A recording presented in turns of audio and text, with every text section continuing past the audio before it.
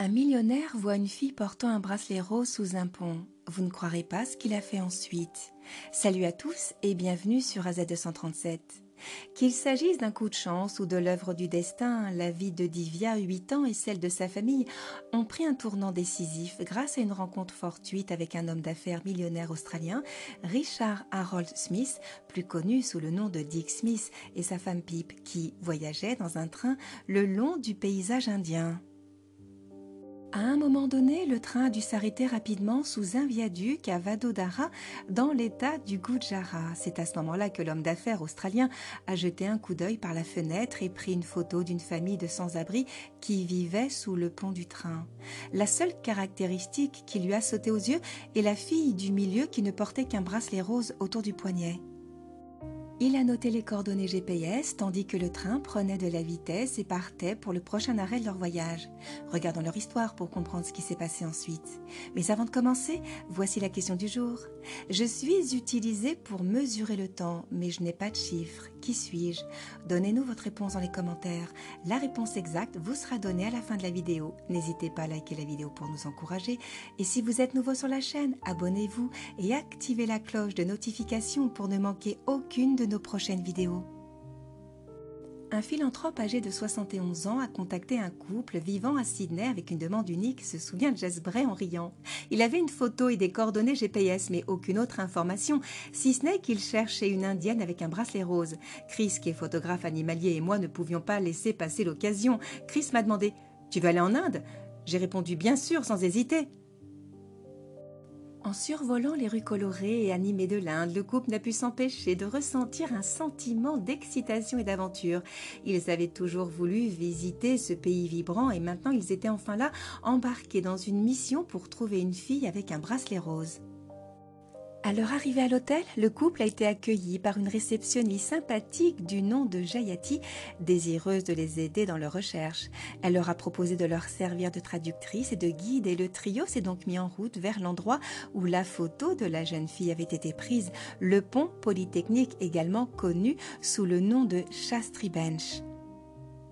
Alors qu'ils marchaient dans les rues bondées, Jayati les a guidés jusqu'au pont en discutant avec les habitants et en leur demandant des informations sur la jeune fille.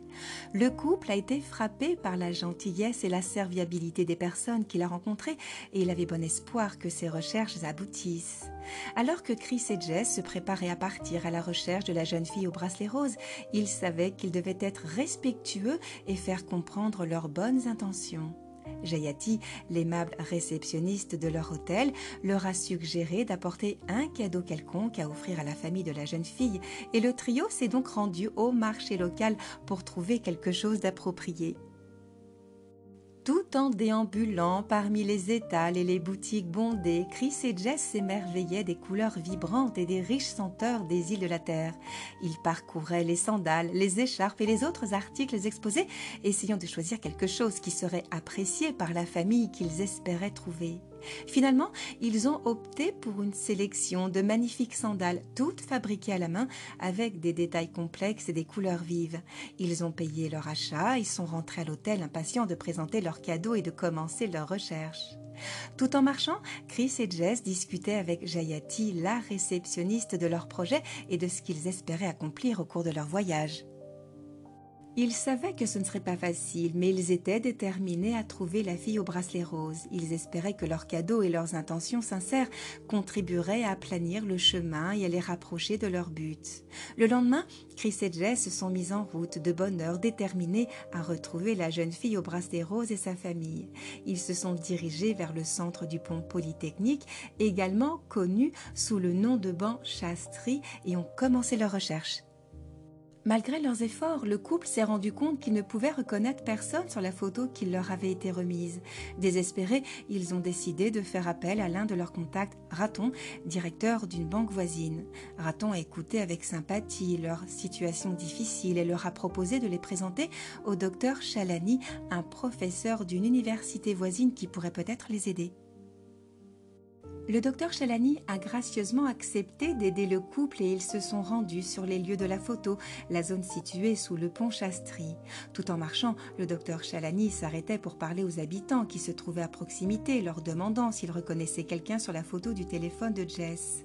À la surprise et au soulagement du couple, une femme a admis avoir déjà vu la fille au bracelet rose et leur a indiqué l'endroit où elle pourrait se trouver. Le cœur de Chris et Jess a bondi d'espoir alors qu'ils partaient dans la direction indiquée, impatients de retrouver enfin la jeune fille et de mener à bien leur mission. Après une longue et difficile recherche, Chris et Jess ont finalement trouvé la fille de la photo, l'insaisissable fille au bracelet rose.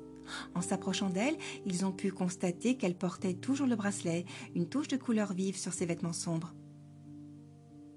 Le couple a été submergé par l'émotion en posant enfin les yeux sur Divya, la fillette qu'ils recherchaient. Elle avait 8 ans et bien qu'un peu timide et prudente à l'égard des nouveaux arrivants, elle écouta attentivement Chris et Jess expliquer qu'ils étaient venus lui remettre une photo prise par un homme du nom de Smith. Le visage de Divya s'illumina de reconnaissance lorsqu'elle se souvint de l'homme gentil qui avait pris sa photo et elle accepta avec empressement la photo de Chris et Jess. Il s'est avéré que Divya avait 2 frères plus jeunes, âgés de 7 et 2 ans, qui figuraient également sur la photo. Le couple était ravi d'avoir retrouvé toute la famille. Malgré les circonstances difficiles dans lesquelles la famille vivait depuis si longtemps, les parents de Divya étaient déterminés à faire tout ce qui était en leur pouvoir pour améliorer leur situation et offrir une vie meilleure à leurs enfants. Ils savaient que l'éducation était la clé pour briser le cycle de la pauvreté et ils étaient prêts à faire des sacrifices pour s'assurer que leurs enfants aient la possibilité de réussir.